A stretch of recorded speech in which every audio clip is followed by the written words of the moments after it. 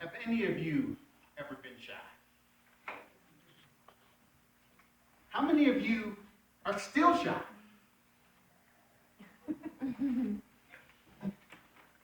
There's different reasons, causes, and experiences of why people are shy. Unfortunately, I don't have enough time to share about the different areas or experiences of shyness. I can only speak of mine. My shyness stemmed from social anxiety. And when I tell people I used to be shy, people look at me and they see this outgoing guy who hugs everybody, who's practically a social butterfly, and they don't believe it. And many times they don't believe it because they do not know my backstory. But tonight, you have a chance to hear my backstory. Not only will I share my backstory with you, but also I want you to understand how along this journey, it enabled me to overcome the shyness stemming from social anxiety. And maybe perhaps you might be experiencing that too. And along the way, how I overcame that social anxiety that brought about my shyness, and I was able to obtain confidence, which changed the game and changed my life. How did I become shy? I believe that there were a lot of circumstances in my life that brought me to that particular predicament. And that was that growing up, my parents divorced when I was 5 years old. I did not know what it meant to have a male role model in my life all throughout my childhood because my father wasn't there. And my mother had to work 3 jobs and go to school just to keep us off of welfare. So because of the circumstances that I found myself in beyond my control as a child, I did not have an opportunity to experience that motherly love, that fatherly love, and that relationship that I needed growing up to help me with my development.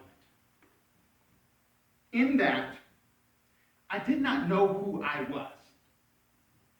And that experience, with most of you, if any of you can relate, and have you ever felt isolated?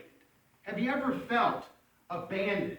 Have you ever felt that fear or anxiety, but wasn't sure what the source of that fear or anxiety stemmed from? There was a lot of confusion in my life growing up because I did not know exactly what it meant to have meaningful, lasting relationships because I had no role models. My mother, growing up with my 3 other brothers, we were practically latchkey kids at a very young age. We had to practically fend for ourselves in the absence of my mother being at work and going to school. During the course of that time, we moved multiple times from apartment to apartment, from school to school. I can't even remember a time in elementary school when I wasn't the new kid in class. So, can you imagine? You're already dealing with social anxieties at home. You have a broken home, you feel abandoned, you don't really know who you are. And when you're the new kid in every single school each and every year, that just adds to making you a target for bullies. Do you think that they made me a target for bullies being the new kid? Absolutely. So let's just pile that on. The bullying, making fun, feeling out of place, feeling isolated, not having a meaningful relationship or how to even reach out to have relationships. That's why I was shy. And even going throughout elementary school, until it came to a point where I had an opportunity to stay with my dad along with my brothers because my mother joined the Army and she went overseas, the anxiety remained. The shyness didn't go away. The feeling or lack of knowing exactly who I was as a person did not go away. No role model came to me in middle school and said, hey, let me take you under my wing. Let me show you what life is all about and what it means to grow up and be a man. If you've received someone in your life in that fashion, be thankful. Because not everyone has that story. I was bullied in every new school I went to because I did not have that connection. I did not have that confidence. And one day I dealt with this one kid on the bus who just tormented me named John Moore. John Moore, every time I got on that bus during middle school when I stayed with my dad, every day he made my life a living you-know-what. Heck. Until one day, I got tired of it. And I said, you know what? I don't know how much more of this I could take. But when I finally took my stand against him, it wasn't even because he was bullying me at the time. It was because he was victimizing and bullying someone else. And then I got fed up. And then we ended up getting in a fight. And believe it or not, I gave him the beatdown. Because he wasn't really all he said he was going to be. And all of that talk was just that. That was my first encounter with confidence. But as the years went by, and I was in my second year with my dad, we still had no relationship. I still felt the pain of a lack of care, a lack of love from my dad. So the anxiety kept building up. The pain of not feeling loved kept building up to a point where it brought me to a very dark place. I was 14 years old, and I was about to take my own life. It got that bad. I just wanted the pain to go away because I could not understand why I was feeling this way and why I felt so unloved, a lack of identity, very low self-esteem, and I was near my breaking point. I was about to go to the store and buy some sleeping pills and just find some corner somewhere and just end it all. One day, Jamie Lee, one of my oldest friends, childhood friends, and I'm still in touch with him to this day, just out of the blue, he just said, you know, if people kill themselves, they go to hell. And that was enough to snap me out of that and think, well, maybe perhaps suicide is a bad idea. He didn't realize, and maybe it was God, or something, where that was something I needed to hear at that time, him being unaware of what I was about to do saved my life. I went on, though, with the anxiety for a while going forward. Up into my high school years. Did you know, with all of this outgoingness that I have right now, I didn't even have my first girlfriend until my senior year. I was that shy. The social anxiety was still there. And no matter how much of a false front I wanted to put out there to make it look like that I had it together, I really did not. So after I graduated high school, I decided to join the military.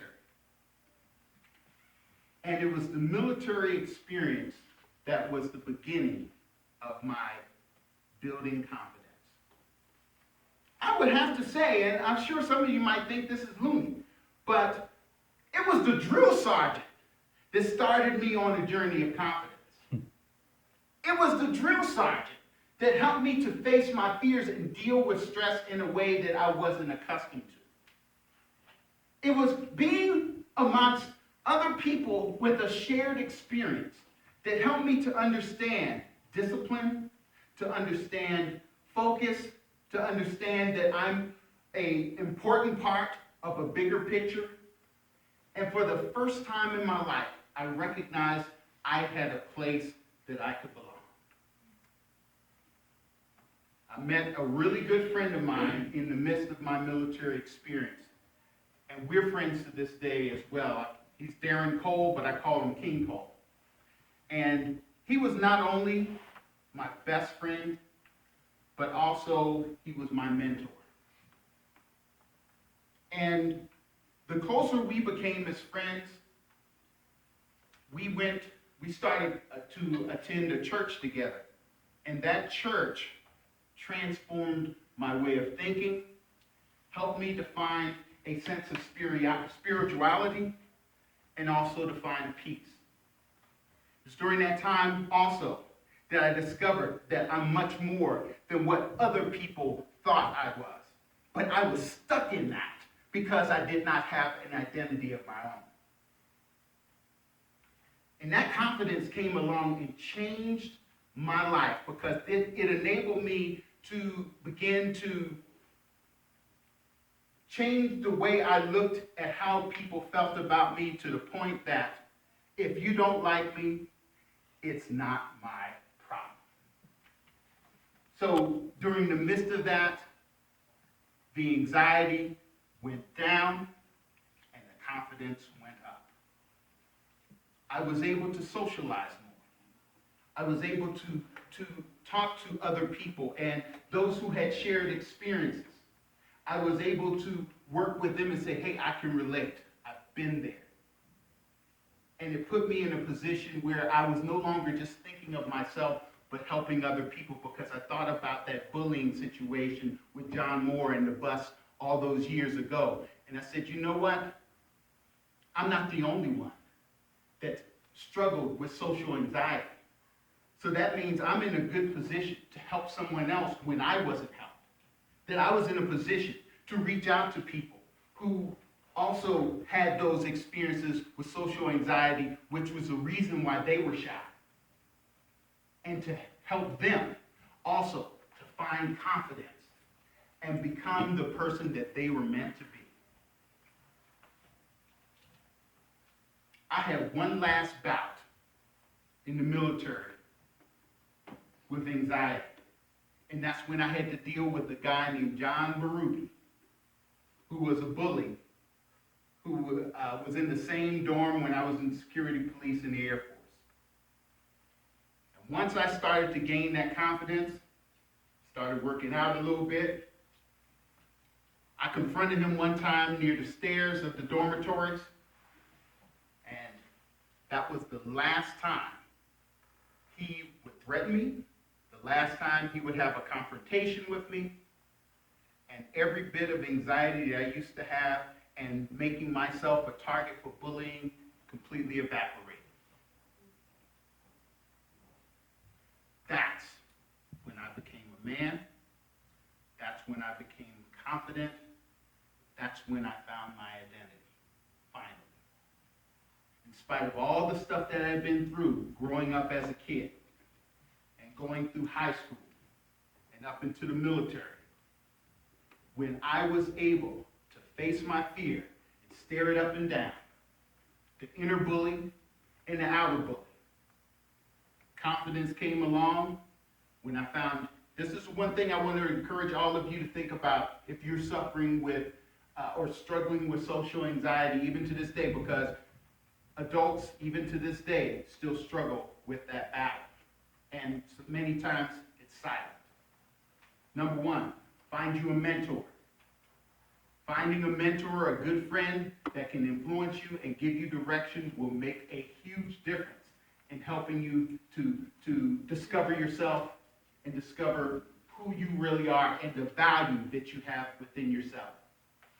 Number 2, find yourself some form of spiritual or some kind of foundation that can help you to rise above just the secular focus of finding peace.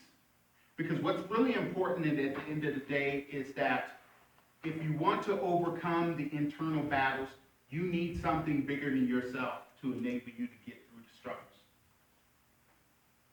Number 3, face your fears.